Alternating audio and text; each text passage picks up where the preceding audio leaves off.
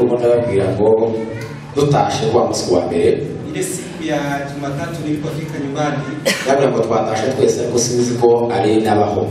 nimesema tumekuja sote lakini Aline hata kuwepo.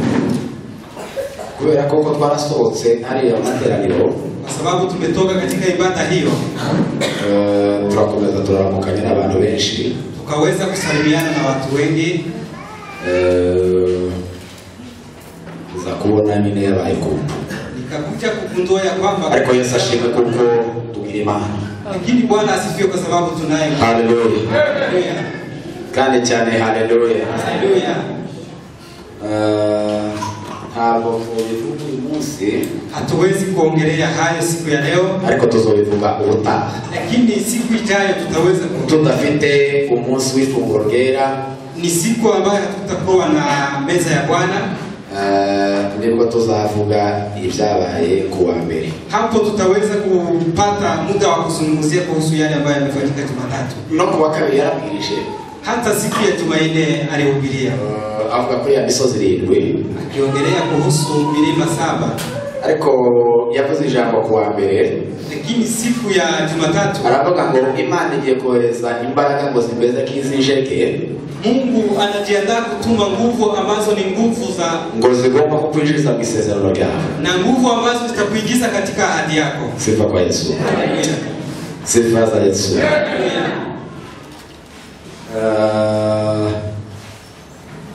Ibitangaza by'Imana ni maajabu ya Mungu. Buriya amateraniro yose haba amateraniro azajauka. Kuna ibada ambazo zinakuwa kindi kintu kibi kwa amateraniro yajautse, na hakuna jambo baya kama kuwa katika ibada ambayo sio nzuri. Nabibonye muno minsi nk'ibiri, nimeona siku kaza 2 amateraniro yajautse ni mabi. Ibada ambazo sio nzuri ni mbaya sana. Amateraniro yose kubafasha. Ibada ni lazima zikuwe ni ibada kwa abari mu Imana, kwa sababu kuna Mungu. Sifa kwa Yesu. Abari Imana nyama. Kuna Mungu ambaye ni Mungu. Haleluya. Haleluya. Kandi cyane haleluya. Jewe natangajwe n'Imana. Mimi nimeshangaa na Mungu. Umunsi mvuka yirubura muri urusengero. Siku ambayo mvuka alipokelewa katika kanisa hili. Niwo munsi yavuze ikintu cyabaye kuwa mbere. Hiyo ndio siku alizungumzia kuhusu neno ambalo limefanyika siku hiyo. Bwana atukuzwe. Haleluya. Bwana Yesu asifiwe. Haleluya. Mali zatufasha gukora ibintu byinshi. Mungu atatuwezesha umwete wo kusita. Reka dusome ijambo ry'Imana tugaruke. Tusome neno la Mungu tuweze kurudia. Igitabo cyo Kuva, kitabu cha Kutoka 26 umurongo wa 31 aya ya 31. Nari gusoma no gutunga bwiza ariko ndasoma aho nyine kubera ngo ducungura umwanya. Tasoma mahali hapo ili tuweze kupata nafasi. Fredi ngaho soma 26 umurongo wa 31 26:31. Tugiye kuganira ijambo ritari rirerire cyane nubwo ryabibire ongea neno ambalo tutajaribu kufikisha ngo tuze kugera ku bintu byinshi ili tuweze kuyafikia mengi ambayo Mungu ameandaa. Kuva 26 umurongo wa 31. Bibiri iravuze ngo kandi umwenda ukingiriza, kandi umwenda ukingiriza uzawoheshe ubudodo bw'umukara w'akabayonga n'ubw'umuhengeri n'ubw'umuhemba n'ubw'ibitare byiza buboheranije bawubohemo ibishushanyo bawushushanya ibishushanyo z'abakerubi. usome neza. Reka dusubiremo.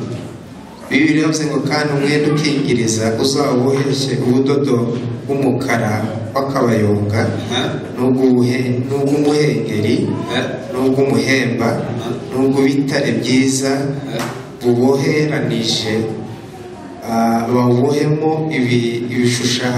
ibishushanyo by'abakerubi, abahanga b'ibyo abe aribo babiboha. Amen. Nuko turangije gusoma, ni hapo tumekamilisha kusoma. Mana ishimwe kuko tubonye igitondo cyiza, asifiwe kwa siku ya leo, kandi Imana ishimwe kubimaze gukorwa. Mungu asifiwe kwa yale ambayo yametendeka. Kongeye kandi kubaza kaze mu ijambo ry'Imana. Tunawakaribisha tena kwa Tugiye kuganira ijambo rigufi hejuru y'umwenda ukingiriza hera. Tunaongea kifupi kwa pazia ambalo lilikuwa likizuia mahali patakatifu. Umwenda wakingirizaga ahera hahera. Pazia ambayo lilikuwa likizuia mahali ijambo ry'Imana yatubwiye ngo uwo mwenda wari ufite amabara ane.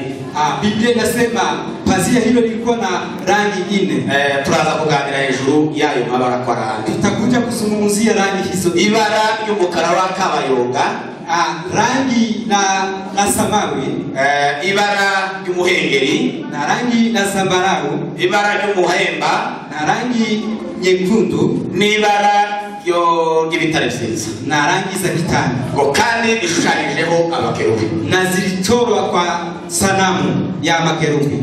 Nuko icyo tuganira. Hayo ndio tutakayozungumzia. Yesu ashimwe. Bwana asifiwe. Yesu ahabwe icyubahiro. Bwana asifiwe. Mwenda ukingiriza ahera. Pazia iliyozuia mahali patakatifu. Niwe tugiye kuganiraho ubwenge. Hilo ndilo tutakaozungumzia kidogo. Umwenda wari ukinze kugira ngo abantu batinjira ahera hahera. Sanamu iliyokuwa ikizuia watu wasiingie mahali wari ufite amabara ilikuwa ni pazia moja. Yari ni imwe ikahariya igahuruka kari. Ilikuwa ni pazia moja kutoka huko. Idateranyije na bila kuchanganyika na kitu kingine. Ariko ngo ishushanyijeho amabara 4. Lakini ilikuwa na rangi 4. Ibara rya mbere ngo wari umukara wa kabayonga, rangi la samawi. Irya kabiri ngo wari umuhengeri, rangi la zambarau. Irya gatatu ngo wari umuhemba, rangi la nyekundu. Irya kane ngo byari bitare byiza, na rangi za kitani. Hanyuma kuri ayo mabara na katika rangi hizi bashushanyaho abamarayika bitwa abakerubi, wakaweka sanamu za makerubi. Haleluya. Haleluya. Kandi cyane haleluya. Haleluya. Ayo niyo mabara tugiye kuganira muri iki gitondo. Hizo ndizo rangi kugira ngo tubone uko twinjira ku ifunguro ryera. Ili tuweze kuingia katika Biblia inatubwira ko ihema ryari rigabuye mu bice bigera kuri 3. Biblia inasema hema ilikuwa na sehemu 3. Igice cha mbere, sehemu ya kwanza wari urugo, ilikuwa ni uwanja, ukuvuga ngo uruzitiro, ilikuwa ni hua. Wari urugo rwari ruzengurutse, ilikuwa ni hua.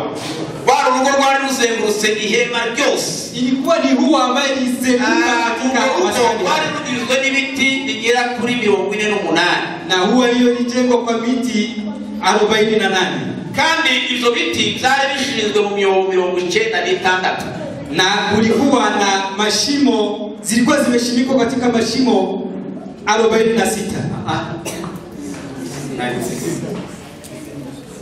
Sinokuvuga ngo 96 buri giti zose byari 48. Viti vilikuwa ni 48, ariko igiti kimwe bakagishinga mu myobo 2, lakini mti ulishimikwa katika shimo 2, kandi bigashingwa muri kopo ry'ifeza, na nilikuwa katika chupa la dhahabu. Ndaza kuisobanura, nitakuja kuzungumzia hilo. Bwana asifiwe. Bwana asifiwe. Ndabara nasema kwa Imana kwa vile vitu. Haleluya. Ninawaalika muweze kusikiza haya. Uko niko urwo rwanza barumeze. Hivyo ndivyo huwa ilikuwepo. Kandi si buri giti cyose bagiye kubakisha ihema, na sio kila mti ungejenga. Bagiye ngo mwishamba batoranya ibiti kuko Imana yari yabwiye Mose ngo bazamutse ku musozi iminsi 40. Walienda huko msituni na Imana biramubwira ngo genda ngo muzotoranye igiti cyitwa umushita. Mungu akamwagiza Musa aweze kuchagua mti kama huo. Nimuja kuchubakisha, munapoandaa kujenga, Musa abanze mugikureho amasuzo, na muweze kuondoa matawi. Ngo nimumara muzagishishure, na muweze kukitoa ngozi. Ngo nimumara kugishishura, munapotoa ngozi, muzagisige ngo izahabu inyuma n'imbere, na muweze kunyunyiza dhahabu nyuma na mbele. Nimumara kugikura kugishira izahabu inyuma n'imbere, na baada ya kuweka dhahabu muzagishinge mu myobo 2, muweze kushimika katika tundu 2. Haleluya. Haleluya. Ibyo byasobanura ikibene data. Haya imaanisha nini? Zavuga kuko natwe twatoranyijwe. Imemaanisha kwamba na sisi Imana yadutoranyije mu biti byinshi. Mungu ametuchagua. Imana yadukuye mu banyamahanga. Mungu ametuchagua katika Imana yatuzana iradushishura. Mungu akatuondoa akaturaho umubiri wa kera, akaturaho kamere ya kera, akatuondoa makabu Imana imusinga izahabu na kutuweka dhahabu, gusinga ubumana bwayo. Mungu akatuweka kugira ngo umuntu atongera kumenyekana ko ari umugorora, ili tusiwe ubundi akamenyekana ko ari umunyabyinshi, na tusionekane ubundi akamenyekana ko yamutse mu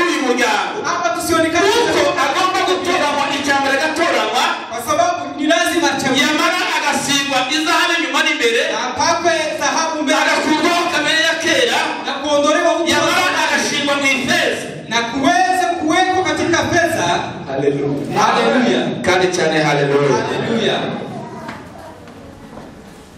Icyakabiri Neno la pili. ariko ndimusigare turaza kuganira hejuru y'umwenda ukegereza ahera. Msiweze kubaki nyuma Nareke yangu gusa uko hanze ukorwa n'umeze. Hilo ni huwa na nje ya habari. Ubwo rugo rwari rutewemo imbariro zigera kuri star. Na kulikuwa mataruma 5. Rwari ruteyeho imbariro 5. Kulikuwa taruma 5. Hejuru hari imbariro 2. Juu kulikuwa hasi hakaba izindi 2. na chini kulikuwa taruma 2. Ariko hagati hakaba urubariro rumwe rwitwa ngo urubariro rw'umwishikire. Na katikati kulikuwa taruma hiyo kugira ngo umuntu nanyeganyeza cya kigo cy'ihera. Ili mtu akiweza kutingiza kugira ngo umuntu nanyeganyeza rwa rugo. Mtu akiweza kutingiza huwa asumbe ngo rufashe. Asikia kwamba asumbe rukomeye. Asikia kwamba yavuga ngo urubariro rw'umwishikire. Taruma hiyo yavuga ngo urubariro rwitwa urukundo. Ni taruma ya upendo. Kuvuga ngo abakristo twahamirijwe urukundo rukomeye. Tumeweza kushimikwa katika upendo wa ajabu. Urukundo rw'Imana. Upendo wa Mungu. Nirwo rufashe abakristo. Hiyo ndio inashikilia wazi uzuduhamirira hamwe. Hiyo ndio kamba inatunganisha pamoja. Hiyo ndio taruma. Urukundo ntirwishari. Upendo hauna. Urukundo ntirwirarira. Upendo hauna. Urukundo nta kibuza uteka ku wundi muntu wese. Upendo hauna maana. Ahubwo muza kwishimira ukuri. Lakini ufurahia ukweli. Sifa za Yesu. Upendo n'urukundo data yadukunze. Hiyo ndio upendo Mungu alitupenda. Twese iyo miganda. Sisi wote. Ushinzwa. Wewe ulio mahali hapa na huyu hapo hapa mwingine hapo hapa ariko izo zose lakini hali yote duhamirizwe urubariro rw'umwishikire tuweze kuunganika katika taruma hiyo. Taruma ya pili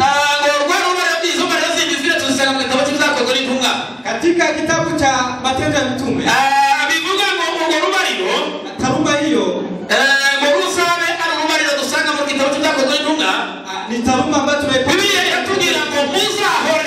Biblia inasema itorero rya Kristo rimaze kuvuka kanisa lilipozaliwa bahoraga bashishikarira gushaka kumva ibyo tunavyigisha. Walikuwa na bidii ya gushaka kumenya ubushake bw'Imana. Walikuwa na bidii ya gushaka kumenya icyo Imana ishaka ili waweze kujua ubushakashatsi uko mwamenya uteni kwa bidii icyo Imana ishaka ili mtambue yale ambayo Imana yishimira, yale ambayo icyo Imana ikunda. yale ambayo Abigishwa bashishikaraga kumenya mitume walikuwa na bidii icyo Imana ishaka nizo yishimira. jua kile ambacho Mungu anataka. Hiyo ndio taruma ambayo ikishikilia. Taruma ya 3 basangiraga ibyabo wameweza kutengeneza abakristo bahambiriye hamwe. Wakristo ambao wameunganika basangira ibyabo huwa wanakula pamoja. Kibaranga no gusangira ibyabo. Hiyo inawaonyesha wao wako pamoja. Mugenzi wawe ntagomba gusoza muri kumwe. Ndugu yako asione njaa. Mugenzi wawe ntagomba kugira icyo akena muri kumwe. Ndugu yako asikose chochote kutoa na yeye. Walikuwa na bidii gusangira ibyabo kuweza kushirikiana mambo yao yote. Yeye ndio gusangira zacho. Sisi tunashirikiana mambo yetu. Haleluya. Haleluya. Kale cyane haleluya. Haleluya. Ugira umwete wo gusangira. Uwe na bidii ya kuweza kushirikisha wengine. Ico gihe nico tuzoza batwaye biganda yakuri bigomba kubaka izo y'Imana. Hapo ndio tutakuwa vifaa ambavyo vinaweza kuleta umutima wo gusangira. Wakati wote igihe cyose umuntu wese akikubiraho kirozaho. Wakati wote mtu achumba kuko ari we.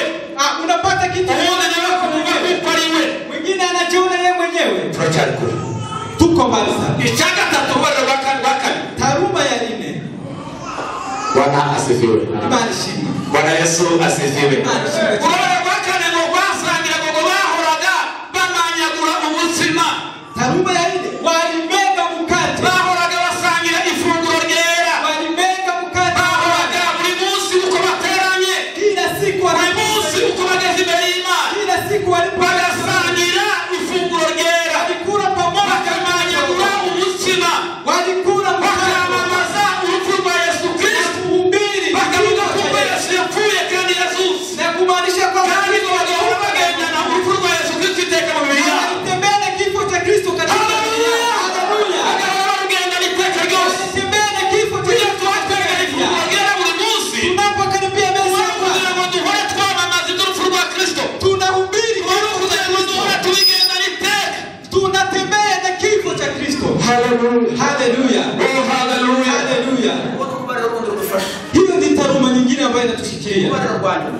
Taruma ya mwisho. Ilikuwa ni taruma. Ngo bahoraga bashishikara gusenga. Walikuwa na bidii kwa maombi. Ngo bagashishikara gusenga. Walikuwa na bidii kwa kuomba. Mwumve ibyabaye Imana yavyerekeye Mose ku musozi. Haya Mungu aliyaonyesha ariko ibizo byose ngo bizariko bisura Kristo. Lakini hayo yote yalikuwa bisura itorero rya Kristo ganye. Hayo yote yalikuwa ni mfano wa kanisa. Ngo bazahora basenga ili waweze kuendelea gusenga kandi bonge rusenge. Kuomba na kuendelea. Ubuzima bw'itorero rya Kristo. Maisha ya kanisa. Ubuzima bugizwe no gusenga. Maisha ya kanisa. Umukristo udasenga nawe. Mkristo ambaye haombi habari. Udasenga ngo bizakunde. Usiishi bila gusenga tukongera kandi tugasenga. Tuombe na tukongera kandi tugasenga. Tuombe na tugasenga duteranye turi benshi. Tuombe tukiwa tugasengera mu ibanga. Tuombe tukiwa faragani. Kugira ngo twambare urubariro rwa gatanu. Ili tuweze kuwa na hiyo taruma ya tano. Haleluya. Haleluya. Kandi cyane haleluya. Haleluya. Bwana Yesu asifiwe. Bashimwe cyane. Mana ibwira Mose. Mungu akamwambia Musa, yamubwira ngo umanuke ubwira abahanga. Uweze kwenda katika mlima uwaambie watu ambao wenye ubwire abo bahanga, uwaambie watu wenye maarifa ngo bazafate umwenda ukingiriza hera cyane. Waweze kuchukua hiyo pazia ambayo inazuia mahali patakatifu. Uwo mwenda na pazia hilo ngo bazawushinge ku biti bine. Na waweze kuweka kwenye miti minne. Bazawushinge ku biti bine. Waweze kuweka kwenye miti minne. Ngo nibamara baadaye bazawushushanyeho abakerubi. Waweze kuweka sanamu za makerubi. Ngo nomara baadaye Bwana Yesu asifiwe. Haleluya. Natsomye abakerubi. Nimesoma makerubi katika kitabu cha Ufunuo. Malaika wote wa mbinguni wako tofauti. Malaika wote batuye mu ijuru bagabuyemo imitwe irindwi cyangwa se amagorofa arindwi. Wa malaika wako na taufu. Igrupe ya mbere reka tuvuge ko kazi gusa. Igrupe ya mbere, grupe ya kwanza na abamalaika bitwa ngo les anges messagers. Ni watu cyangwa se abamalaika bo gutumwa. Ni watu wa bagenda bakajana ubutumwa. Wale ambao bagenda bakatwenda kaza bakakuzusa nijoro. Bagenda batuganiriza twatugenda mu nzira. Abo ni bamalaika bajanye ubutumwa. Abo ni bo bakabitwa ngo ni abamalaika ba Gabriel. Abo ni bamalaika bo gutumwa. Abo ni bamalaika wa abakabiri. Grupe ya pili ni abamalaika b'intambara. Ni malaika wa vita. Abamalaika b'intambara ni ba Mikayeli. Malaika wa vita wa ariko abangaba bamalaika bo bari bashushanyije kuri uwo mwenda. Lakini malaika hapa bitwa abamalaika b'abakerubi. Ni malaika bakerubi. Abamalaika b'abakerubi malaika hao ari cyo bashinzwe mu bwami bw'Imana. Kuna kile ambacho iyo dusoma igitabo cy'Itangiriro tunaposoma Adamu na Eva bamaze gucumura mu ngobyi ya Edeni. Adamu na Eva walipokosea Imana ngo yazanye abamalaika b'abakerubi. Mungu akawaleta bakerubi na Eva inkota zityaye. na wakawapa upanga. Bambwira ngo muhagarare hari. Akawaambia kugira ngo Adamu na Eva ili Adamu na Eva batazaza bakongera kandi bakajya kurya ku giti cy'ubwiro. Wasiweze kurudi kula katika matunda ya mti wa uzima. Bwana asifiwe. Haleluya. Bwana Yesu asifiwe. Haleluya. Abamalaika rero bari bashinzwe kuri iyo mwenda. Malaika hao walikuwa na maanisha. Abamalaika bari bashushanyije kuri uwo mwenda. Malaika walikuwa na sanamu. Hari ibyo bari bashinzwe. Kuna kile ambacho wangefanya. Ihema ry'ibonaniro. Katika Imana yari yasigiye abantu urugo rwo hanze. Mungu aliwawekea watu. Abantu bose bakaza bakinjira. Watu wote waweze kuingia. Unakupata ile dhahabu ya mikate. Kile ambacho ulikuwa ukitolea sadaka. Katika madhabahu hayo. Usi yacho. Katika chini bashyiraga ibibindi. kulikuwa na mitungi. Bigomba kumeneka mu ivu. Mitungi ambayo kugira ngo ivu ridatumuka barikwire ihema ryose. Ili vumbi si ivu ryose rikaza muri za bibindi. Vumbi yote ilitashobora bene data. Ilikuwa bivuga ngo muza mwaturira n'izaha zanyu byose. Muweze kukiriza mubashe gukizwa. Ili muweze sishyire mu bibindi mu nzara z'ibibindi. Siweze kutiririka katika kandi ngo icyo gitanda cyari gifite amahembe. Na madhabahu hayo cyari gifite amahembe agera kuri ane. Ilikuwa na pembe nne. bivuga ngo ni ihembe ry'agakiza twebwe muri Imana. Hiyo ni ugasoma ubutumwa bwiza ngaruka. Unaposoma ngo Uwiteka ngo twebwe ihembe ry'agakiza. Mungu ametuwiteka twebwe agakiza. Haleluya. Haleluya. Oh haleluya. Haleluya. Mtu asafada kuri iryo hembe. Mtu alipofika katika pembe hilo yahoraga anezerwa. akanezerwa. alikuwa na furaha. Ana yaririmbye Musa abona Samweli. Ana akaimba alipompata Samweli. Ari indirimbo yiwe. Akaimba avuga ngo Imana ishimwe. Akasema Bwana asifiwe. Wari ingumba Imana imuhaye barinda. Baba aliyekuwa tasa kandi wari umunyamubabaro Imana imuhaye kunezerwa. aliyekuwa na abona kuwiteka. akasema kwamba kandi nta mana ngwimeze bw'Imana yacu. hakuna aliyekuwa ashima kuko ngo utweguriye ihembe ry'agakiza. ninashukuru kwa sababu umetupa pembe la wokovu. Haleluya. Haleluya. Kandi cyane haleluya. Haleluya. Imana igomba kutwegurira ihembe ry'agakiza. Mungu aweze kuinua pembe la wokovu kwetu. Bwana asifiwe. Reka twihute Tuweze kutembea haraka. Ntabwo ngiye kuvuga ahera. Sitazungumzia mahali patakatifu. Ndatambuze reka tukumwenda tukuganira gusoza. Nimepita ili tuweze kufika kutamatisha. Imana ibwira Mose, Mungu akamwambia Musa, iramubwira ngo genda ufate abahanga. Uweze kuwatoa watu wa abahanga Basareli na Oriyabu. Basareli na Oriyabu. Kwa bazagenda ngo bubake ihema kuko nabibabwiye. Wajenge hema nilizowaambia. Watakapoanza afate umwenda ukingiriza hera. Uchukue pazia ya mita 18. Ilikuwa na mita 18. Barugenda muremure cyane. Ilikuwa ni refu sana. Kwa santimeter zigera kuri 5 z'umushikiro wa. Ilikuwa na santimeter 5. Umwenda ngo bageze kumezwa cyangwa se bada kurengezwa. Bada kurengezwa n'abatambyi bagera kuri 300. Kulikuwa na makuhani 500. Akaba urengeza bakawushira kuri za komanizo zine. Wao ndio wangeweka mahali kuruga kuko ngo izo komanizo zine cyangwa izo bitine. Ya biti hiyo inashuraga ubutumwa bune bwa Yesu Kristo. Ilikuwa inamaanisha injili nyingi za Yesu Kristo. Haleluya. Haleluya. Haleluya. Haleluya. Amanuza kuwakubaka. Utakapojenga hilo, ndio uzaanze kushireho ibara ry'umukara wa kabayo. Uweze kuweka rangi hiyo ya samawi. Hiyo rangi ya kabayo. Rangi hiyo ya samawi. Kuvuga ngo mu Faransa bazavuga ngo ni bleu foncé. Ni rangi hiyo ya samawi. Kuvuga ngo wishi. Ni rangi ya samawi. Hiyo sosi hasa ya mkele. Tunapotoka nje hapa. Kama hakuna mawingu, unaona ijuru prefite imeze kuja kumukara. Unaona mbingu inafanana kama samawi. Lakini unaona kuna rangi ya blue. Imani bila Mose. Mungu akamwambia Musa, "Ngile Basareli na Oriyabu." Umwambie Basareli na Oriyabu. Mungu mgamunye mahali watu kalisigoni letiniti. Na mtu mwingine aliyekuwa alikuwa wa Israeli wafanye kuwa kihema. Huyu alikuwa msaidizi wa Israeli. Asige kwa ibarani mukara wa kabayonga. Umwambie waweke rangi ile sana. Na hiyo ni rangi ya kwanza. Asana bikibele data. Ilikuwa inamaanisha hivi. Tunavuga kuko Yesu Kristo azaza. Inamaanisha kwamba Kristo afitumana rwose. Atakuwa na sura azaza afitumana. Atakuja akiwa na sura ya Mungu. Irangi ni mukara wa kabayonga. Rangi hiyo ya sababu. Umana wa Kristo. Inamaanisha utukufu wa Kristo. Umana wa Kristo kuliko Satani yeye kuliko vitu zote. Utukufu wa Kristo shetani. Lakini Satani anainga muri wewe. Hakuna kitu kingine shetani. Anainga mu mutima wawe. Hakuna kitu kingine shetani anataka umana. Anataka uone kwamba umana ngaragiye. Akuache wewe ariko Yesu Kristo asimanya mugira. Lakini Mungu anaanza umana. Mahali hapo kuwe na rangi hiyo ya Mungu. Haleluya. Haleluya. Kale cyane haleluya. Haleluya. Kanisa ambao halina rangi hiyo, unasikia unahisi kwamba hakuna Mungu katika mahali hapo. Kama wewe uko hapa hole, unahisi kwamba husikii Mungu.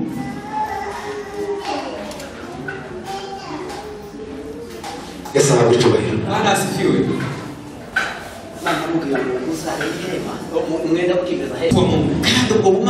Na utukufu wa Mungu ndio uli mwitoe inapoonekana katika kanisa, ndio ule Mungu inapoonekana katika ndio Satani azarwanya mu gitondo na nimugoroba. Hiyo ndio Satani anapiga subira kwa Yesu Kristo. Umunsi mwari kwa tukio Yordani, Yesu Kristo alipotoa akamuka mu mutayi, akapelekwa na Roho akaanza mu mutayi.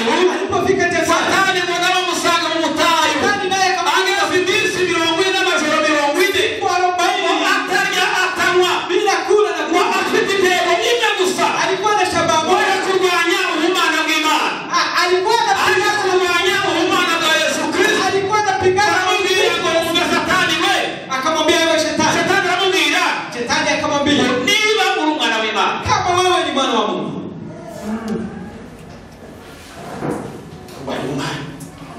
yarabizi neza kuko Yesu Kristo ari umwana w'Imana. Alijua vizuri ya kwamba Yesu ndo akakumugerageza, lakini akamjaribu. aramubwira ngo niba uri umwana w'Imana, Akamwambia kama wewe ni uhindura uyu mutsima, uhindura n'amabuye ahinduka umutsima w'Imana. badilisha mawe haya ageuke. Akamubwira bwa mbere, Akamwambia bwana, amubwira bwa kabiri, akamwambia bwana, niba uri umwana w'Imana, kama wewe ni mwana wa Mungu, biranditswe ngo imeandikwa kwamba uzamuke hejuru gukubita ibirenge byawe hasi, pande ndipo wewe Imana izagutegera amaboko, ntabwo uzakubita ibirenge na byawe Mungu hasi. ataweza kuinua, hautaweka miguu chini. Wumva kuko bidashobotse, Akasikia haiwezekani, arwanya umwana bwa Yesu Kristo inshuro zitatu. akapigana naye mara tatu. Avuga ubwa gatatu, Mara ya tatu aravuga ngo akamwambia hivi, niwemera kama ukikubali ukandamya kunisujudu ngo iyi si yose dunia hii n'ibirimo byose na yote ambayo byose yasha byakureza bibi byawe, yote nitakukabidhi yawe yako. Yesu baramenye. Yesu akawa Aramubwira Yesu akamwambia shetani, sifa kwa Yesu, Bwana asifiwe, sifa kwa Yesu. Bwana asifiwe. Satani Shetani azarwanya ibara ry'ubumana muri wewe, anapigana Hakika sahiga. katika maisha iyo yako. higa sinabwiwe gushobora, Hawezi ntakindi kenda nahiga muri jewe, anatafuta ntakindi kenda nahiga muri wewe, arahiga ubumana busetize muri twe. Nuko tugendana ubumana muri twebwe, tugendana ishusho y'ijuru, tugendana n'Imana, tugana n'Imana mu gitondo na nimugoroba. Arashaka kuko arasha Imana, yamara kuyokuramo ubumana, anaenda zake. ariko Imana ihabwa icyubahiro. Lakini Bwana asifiwe, Imana ihabwa icyubahiro. Bwana asifiwe. Aho Satani harwanya ubumana, Katika jangwani hiyo ambayo shetani anapigana ubutware yose y'ijuru, mahali hapo, sifa za Yesu. Haleluya. Urwo butayu yarwanyije Yesu, mahali kwa jangwani, biravuga ngo ni urwo butayu nyine katika jangwa hilo ngo yakuyemo victoire, alitoa ngo ushindi. naho yakuyemo ubutsinzi. Ni hapo alitoa ushindi. Yesu akatoa ushindi. Sifa kwa Yesu. Haleluya. Mureke tuganire ku Mana.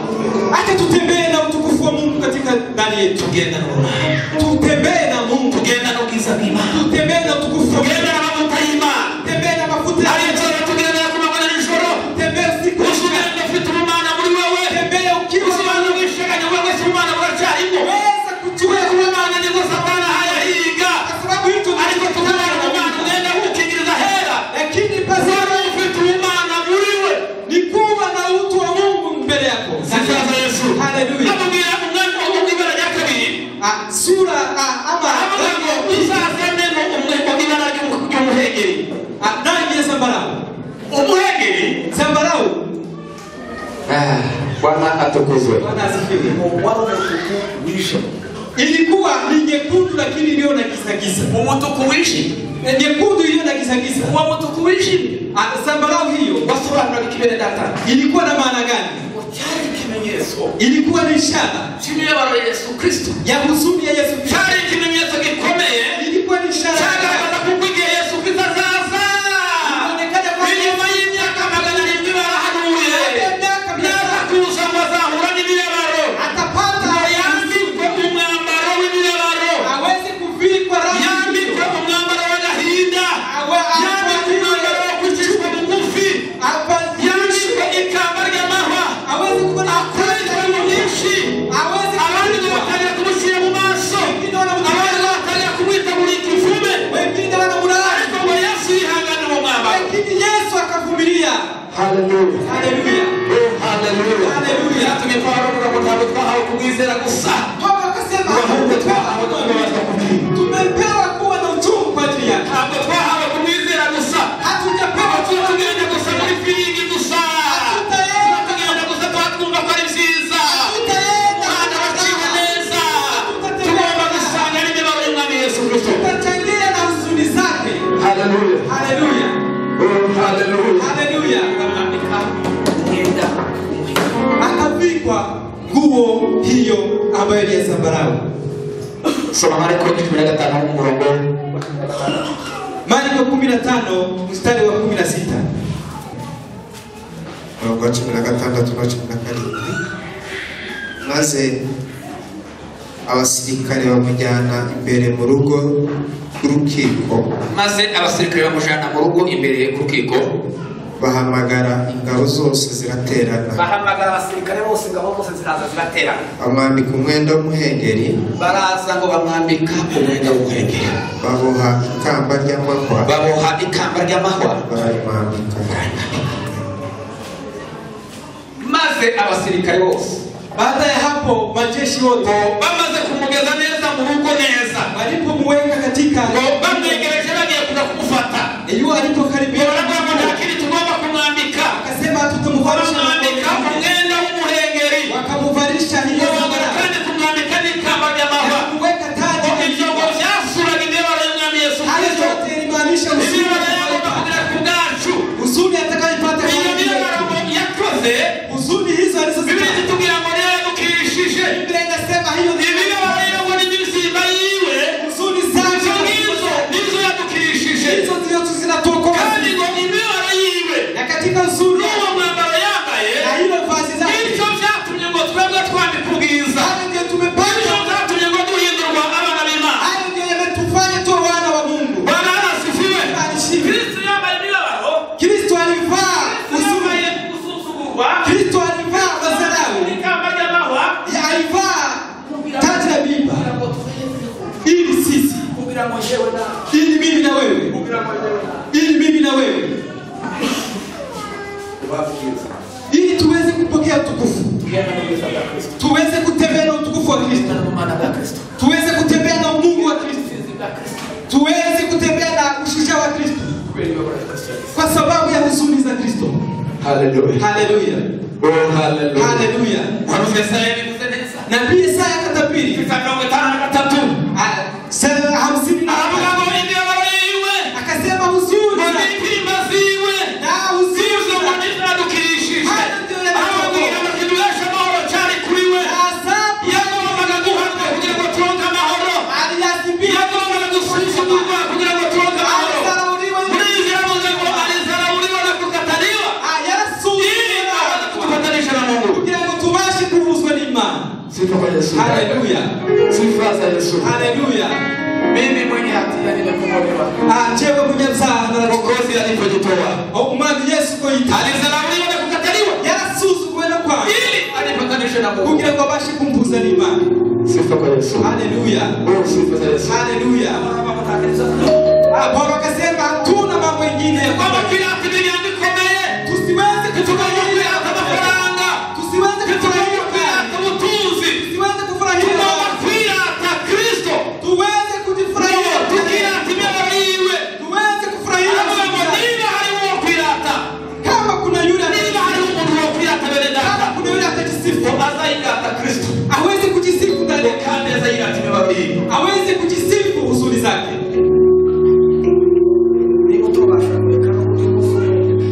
Kama huwezi acha kula siku moja, usibere kwa mtoto na nimgoroba, hata siku moja asubuhi na jioni, kwa sababu ya huyo hapo ni katoko sana, ambapo tuache mambo mengine, hata tuache chakula tu ya siku moja kwa sababu ya yake. Wewe utajisifu nini? Utajisifu nini? Utajisifu nini? Lakini kuna yale ambayo yanafaa tujisifu huzuni za Kristo. Tujisifu kwa ajili ya ushindi wa Kristo. Tuweze kujisifu tukiwaambia waambie kuna mambo ambayo yananifanya. Kuna mwimbaji amesema hivi, Bidito nirata kirimizi y'umubiri uko vitungane wate wabaniwe usaraba. Bidito nirata kirimizi y'umubiri uko vitungane wate wabaniwe usaraba. Haleluya, haleluya, haleluya, haleluya. Lakini ndabona navuga keretse shimagane. Haleluya, haleluya, haleluya, haleluya. Lakini ndabona navuga keretse shimagane. Tuseme tatugiza haleluya. Haleluya. Lakini tugomba kwirata.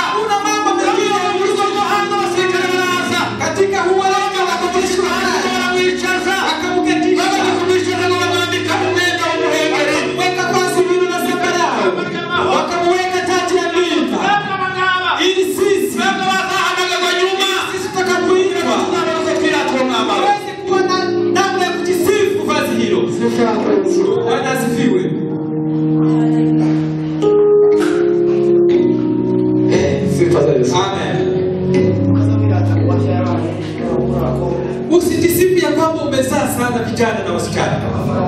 Usijisifu kwa sababu ya pesa. Hayo yote ni ya muda kitambo. Hayo yote ni muda kitambo. Lakini kuna yale ambayo tutajisifu tukiwa katika mwili. Tujisifu Yesu Kristo. Tujisifu huzuni zake. Tujisifu kwa ajili ya upungufu. Tujisifu kwa ajili ya majeraha yake. Amen. Amen. Kama umeenda kukingiza hela, pazia hilo kukosa usige ibara rya gatatu, uweze kuliweka sura nyingine, rangi nyingine, ibara ry'umuhemba, rangi ya kitani, ibara ry'umuhemba, rangi za kitani, ibara ry'umuhemba, rangi za kitani. Nasomye uyu mwambaro urantangaza mu gitabo cya Samueli. Nimesoma vazi hili katika kitabu cha Samueli. Mwambaro Daudi kumusabira Yonathani na Sauli. Daudi alipolia kwa sababu ya Jonathan na Sauli. Igice cha mbere Samueli wa kabiri umurongo wa 17 Samueli huo nipo dushobora gusanga uyu mwambaro. Hapo tutapata vazi hili. Wa mwambaro wambaraga. Ilikuwa ni vazi la wafalme. Wao wote twavuze ngo wari mwambaro w'umuhengeri. Yule aliyekuwa amevaa vazi hili. Ile vazi lilivalizwa kuko azaba umwami w'abami, atakuwa ni kandi akaba umutware w'abatware, atakuwa mtawala. umunsi umwe azambara umwambaro w'icyami. Siku moja nubwo ahasuzugurwa, hata kama uwo munsi ngo bari bamusuzugura, siku ile alizalamu abagome nabo bakamusira, watu wengine wakampiga bakapfuka na kuweza kupiga magoti kugira ngo niba uri umwana w'Imana, wanamuuliza kama wewe wapiganya aho ngaho, weza kujitoa mbele bakamushyira amacandwe, wakamtemea abandi bakamukubitisha mu matwi, bakamubaza ngo kama wewe mwana wa Mungu watamuua nani aliyekupiga, ariko bazasobanura biki, bazasobanura kuko wazaba umwami w'abazima, akaba umwami w'abapfuye, akaba umwami w'abagome bose. mfalme wa watu wote. Haleluya. Haleluya. Haleluya. Alikuwa atakuwa ni mfalme wa wenye dhambi. Ndio maana wenye dhambi walikuwa wakimtemea mate. Wakamwambia, akawaambia mimi ni mfalme wa wenye dhambi. Vazi hili la kitani ilikuwa ni vazi la wafalme. Ilikuwa ni vazi la wafalme. Daudi alipokuwa akilia kwa sababu ya Jonathan na Sauli, akasema Daudi Jonathan, nilipokuwa ukiwa hai, ulipokuwa hai, na ulikuwa wewe na baba yako kama ananipiga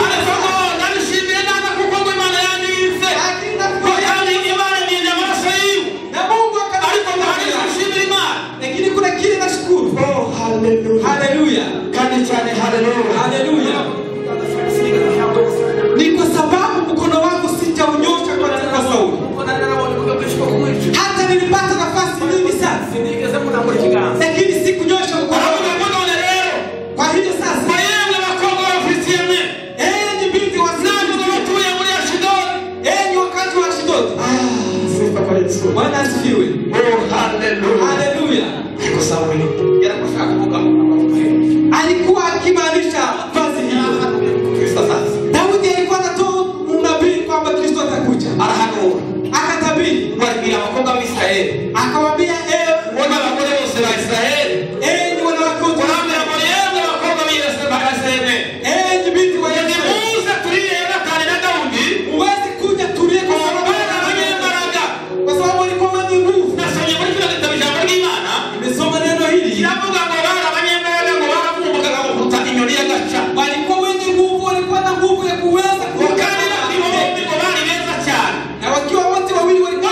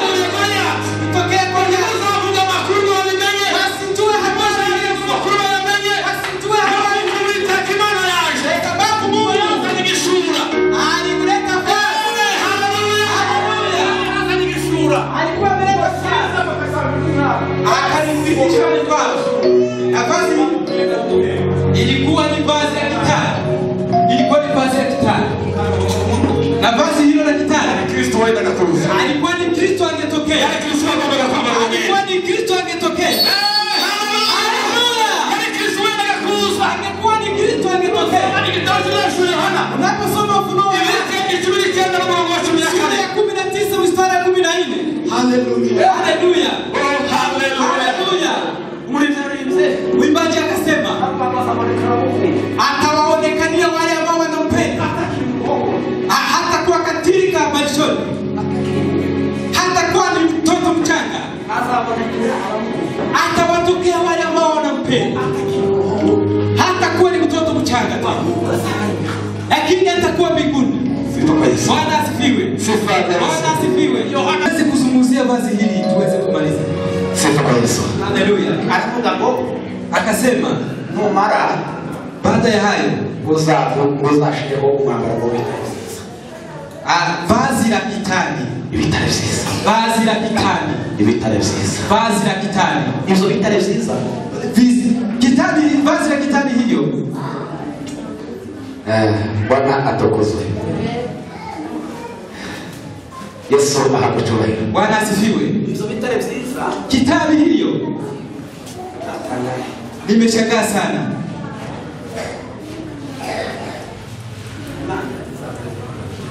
Mungu akupe kuweza kuvaa kitani nzuri.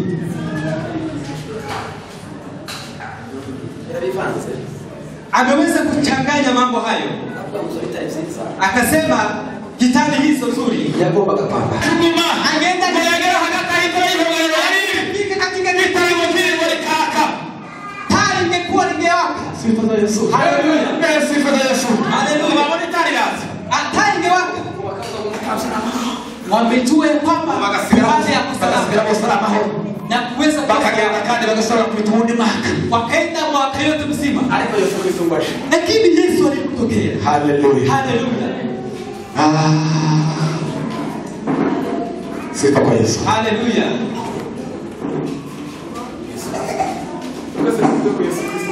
Yesu Kristo mwana wa Mungu. Yesu Kristo mwana wa Mungu. Yesu Kristo mwana wa Mungu. Akaja. Alipokuja muweze kusoma towashi huo. Walikuwa wakiomba watu wa mataifa wakikaa huko nje ya hekalu na wakisema Bwana ewe Mungu ambaye wanaomba Mungu ambaye tunamsikia utakuja lini? Utakuwaje na sisi watu wa mataifa walikuwa huko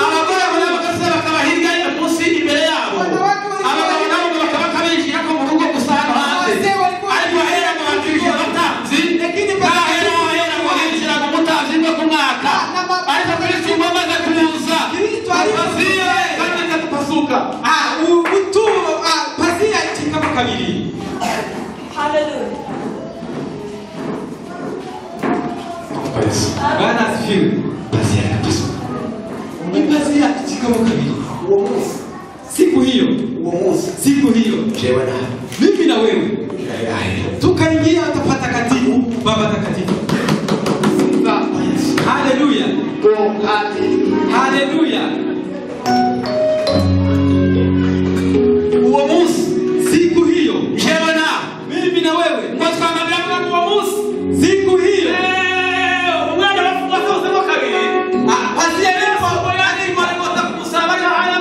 Yesu alikuwa msalabani akisulubishwa na makuhani wakiwa Yerusalemu wakitazama. Makuhani wakiwa Yerusalemu walikuwa kilomita 9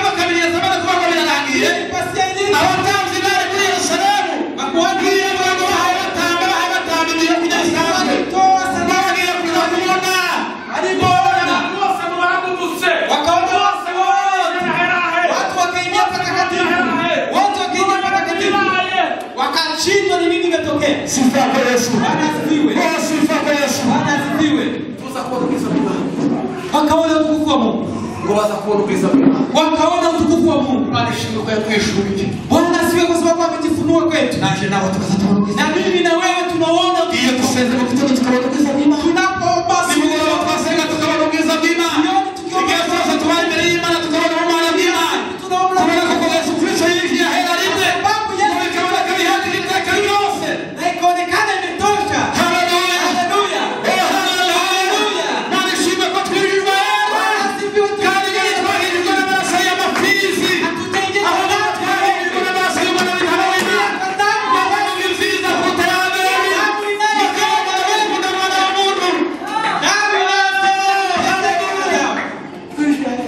Tumeingia patakatifu. Haleluya. Akasema neno. Sasa ndugu zangu. Kama singekubali Israeli, watoto wa huyo mama hawakuingia kuona kwa mweme kaona na kwa shule. Lakini nyinyi nimeweza kufunua kwenu. Acha niwaambie basi serafi bado wako. Mungu tulijua hata kama tumeingia katika matatizo. Mungu tulijua hata kama tumeingia katika neno zima la Yesu Kristo. Babu ya damu alitoa ndugu mima na masharizwe. Ndugu mima na masharizwe. Acha ndugu mima tukoma kuishiramo. Kuna mahali ambapo tunaweza kuongea kwa ngishe. Kila siku tunaweza. Hapo wapi kwa hiyo kuiana kwa tukio huko. Kuna mwingine amesema ametubu tukiwa huko Kongo. Lakini ni kila siku asubuhi mwezi kujitakasa, ajioni kujitakasa, asubuhi tuweze kuendelea ili tuweze kusimama mahali patakatifu na tuwe tumetakasa Kristo na kwa sababu Kristo ni mtakatifu. Sifa kwa Yesu. Haleluya. Sifa za Yesu. Haleluya. Mungu anakueleza. Mungu mtakatifu. Mungu anakueleza. Mungu mtakatifu. Mungu Kristo na Maria. Sababu Mungu anakueleza hela. Yepo na hiyo tuweze uweze na chakula na mara Yesu Kristo. Utakasa akajilenge. Damu isiyokuwa na hatia.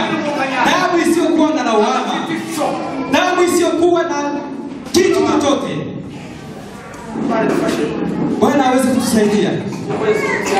Kwa sababu Yesu Kristo ametokea. Akaanza kushauri kumwenda wakiweza hela. Na akaanza akiwa ni ile pazia. Ili na sisi tuweze kupata kuingia.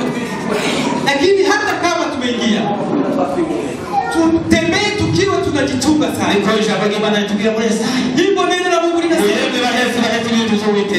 Ni watu ambao muweze kutembea. Muweze kuchunga kwa sababu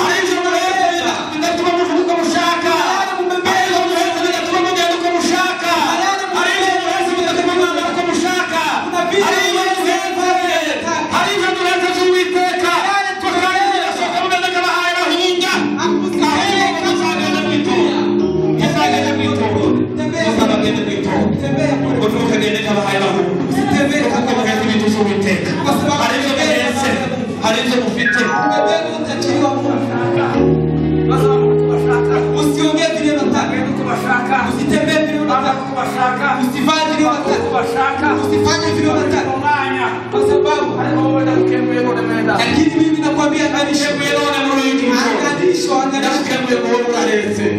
kwa sababu unayo mali ya Mungu. Unayo mali ya Mungu. Sisi ni vyombo vya Bwana. Twende tulikoresha simama.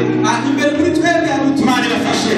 Mungu aweze kuwasaidia. Tuende kutuza Mungu tuweze kulinda kandi imani iweze kuisha. Amen. Wabariki. Amen.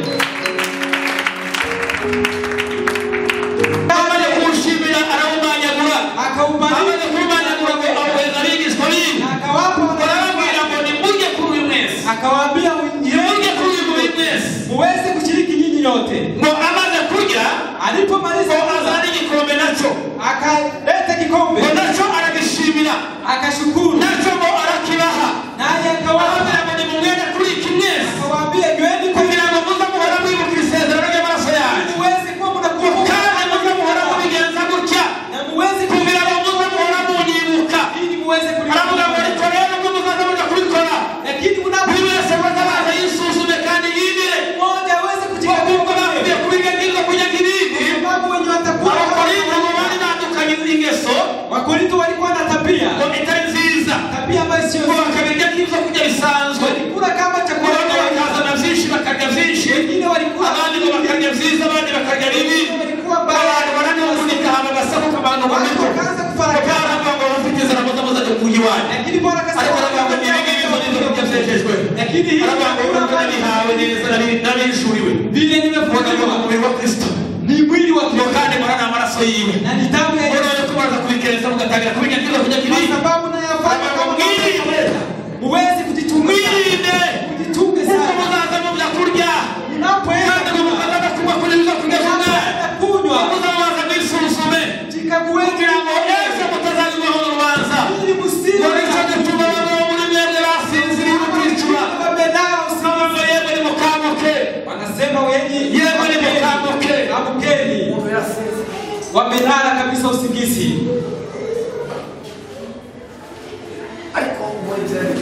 Lakini mwimbaji akasema aravuga ngo kurye umutsima kubatera muwezi kula mkate ambayo utawapa ni mubona ku mazi y'ubugingo na kunywa kwa maji ya uzima. Sifa kwa Yesu. Haleluya. Ibi ni chakula kitaka. Hii ni chakula ambayo inaleta uhai. Hizo kuja chakula kinataka ubugingo. Chakula ambayo Hizo kuja kuzuba ku bugingo bw'imbere. ni chakula ambayo Mukristo utazoega ifunguro ryera.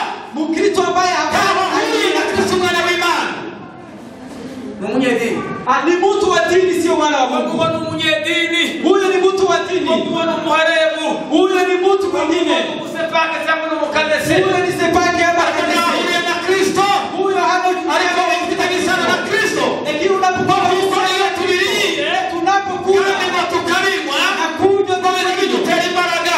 unakuwa na nguvu, Tutera gukomera. unakuwa na Tunalinda masezerano masha. tunapata Ahadi hadi gani masezerano. ingie katika agano na ahadi. Bwana tufashe. Bwana aweze kutusaidia. Yaani imani iweze kugesha. Bwana tubariki sana. Amen. Amen. Komeza kulia.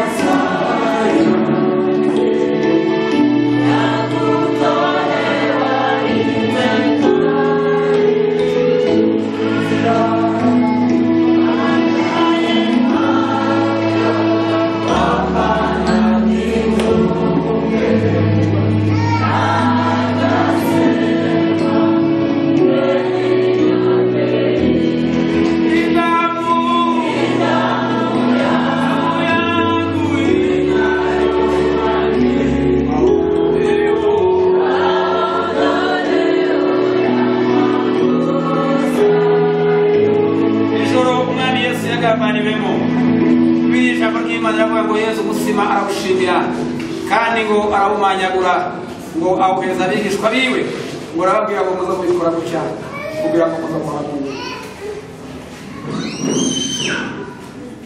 Mana data wa twese uri mu ijuru, niwe mbaraga zacu, niwe gakiza kacu, niwe humure ryacu n'ibibazo zacu zose. Mana data wa twese tugeze ku mwanya mwiza komeye kwibuka urupfu rwawe wapfuye hariya ku musaraba, ubwo bakubitwaga bakora inkoni babaza cyane, ubwo bakuramizaga sifongo izo bisharira cyane. Mana data wa twese Yesu Kristo, duheze kwibuka imibabaro yawe, duheze kuzamuka umusozi w'Igorigota mu izina rya Yesu w'i Nazareti. Abafite indwara, abafite intege nkeya zigende zirangire mu izina rya Yesu w'i Nazareti. Tugendereye kandi dusure, komeza kubana natwe kuzageza tubonye mu izina rya Yesu w'i Nazareti. Biriya jambo ry'Imana ritubwira ngo bamaze kurya ngo azana n'igikombe arabishimira agihereza abigishwa biwe. Katika jina la Yesu Kristo Bwana wetu ambaye wastahili sifa, utukufu, heshima na enzi Kristo. Haleluya, haleluya, haleluya. Unakwiriye Bwana gushima na kuhimbazwa. na umesema yeyote atakayeshiriki katika uravuze ngo muza muhora mu nyibuka iteka ryose, uzima wa milele. utegutekereza hejuru y'amaraso yawe. Data ataragupfa kurya gusa no kunywa, ahubwo tuzahora tumwibuka iteka. yeyote ambaye ataweza mu kushiriki izina rya Yesu Kristo umwami w'umutima wacu. katika agano agafanya agano Hallelujah. kwa sababu umesema ya kwamba Urakwiriye Yesu, urakwiriye Yesu kuza mu isi kugira ngo tubone ubugingo, kugira ngo twigirwe ahera hahera, kugira ngo umwana Imana tubashe kwicara nawe mu bwami uduhindura abamenye ku magabazo bwawe. kikombe hiki Bwana yeyote atakayeshiriki acha apate nguvu mpya, acha apate ushindi, acha apate msamaha wa dhambi, acha apate Bwana kuinuka na kuweza kuimarika katika jina la Yesu Kristo. Bwana tunaomba na kuamini. Amen. Komeza kusema.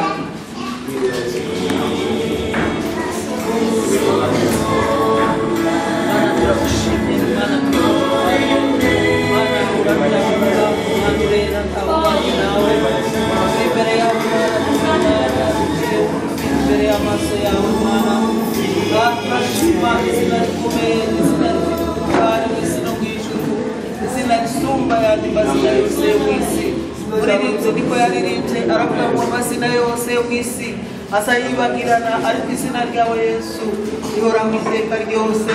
Mwami Imana yacu, turi imbere yawe muri uyu mwanya duciye bugufi, abato n'abakuru Mwami, ko turibuka imibabaro yawe wagiriye hariya i Golgota.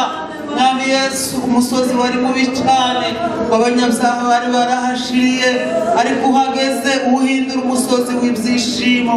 Data wera w'Imana, uyu mwanya ko turibuka urupfu rwawe Mana, cyatumye wiyambura ubumana ugasiga ubwiza n'icubahiro, wari Imana yuzuye ariko wiyambura ubumana bwawe Mana.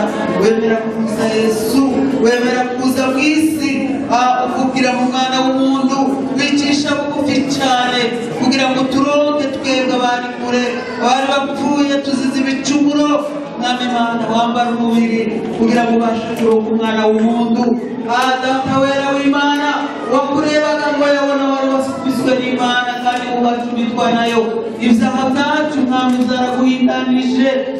Data wera w'Imana, uyu mwanya Mwami ko turibuka biriya byose, ukuntu wemeye gupfa ruriya rupfu rubabaje, urupfu rw'agashinyaguro, urupfu rwari rukwiriye gupfa abibyi n'abambuzi, ariko uremera wicisha bugufi, wakurebaga ngo wari umeze ku munyerogoto. Mwami Imana yacu, wiyambura ubumana, wemera gupfa ku bwacu, wera wa Isiraheli. Data wo kwiringirwa ibihe byose, wishyiraho ibyaha byacu. Data uhinduka umunyabyaha